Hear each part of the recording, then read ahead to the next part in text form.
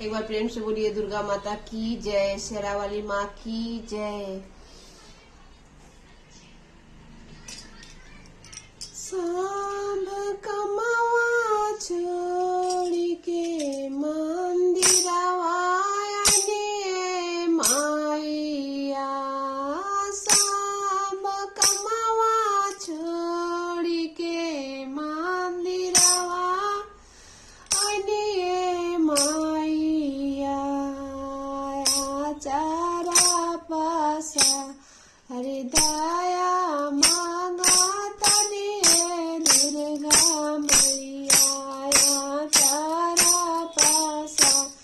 हरि दया मांगा तने दुर्गा मैया। स्वामी जी के सारा विष्णु करिया मनिए माइया, अरे अपना ले सोला हो सिंगरवा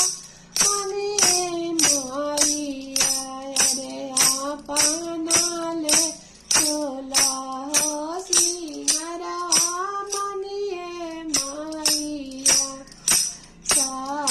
कमवा छोड़ी के मंदिरवा ने माइया, सब कमवा छोड़ी के मंदिरवा ने दुर्गा मैया। आचारा पसारी दया मांगा तनिए माइया, बेटा के सारा विष्णु कलिया मांगे माइया, पतोहिया के सोला हो सिंगरवा मने माइया, सब कमवा के मंदिरवा ने माइया, सब कमवा के मंदिरवा ने दुर्गा मैया।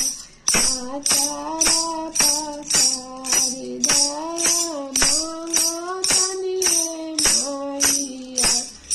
बेटिया के सोला हो सिंगरवा मनिए माइया, बाबा के सारा विष्णु करिया मनिए माइया, सब कमवा छोड़ी के मंदिरवा ने माइया, आचारा पसारी दया मांगा तनिए दुर्गा मैया। भैया के रोजी रोजा घरवा दिया माइया, भौजाइया के सोरा घरवा दिया माइया,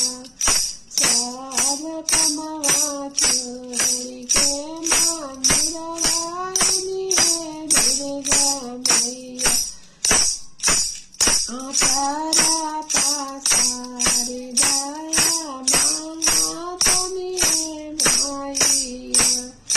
सब गुरु भैया के नौकरिया दिया माइया, सब गुरु बन के लड़की घरवा दिया माइया, आचारा पसारी दया मांगा तनिए माइया, सब कमवा छोड़ी के मंदिरवा ने माइया,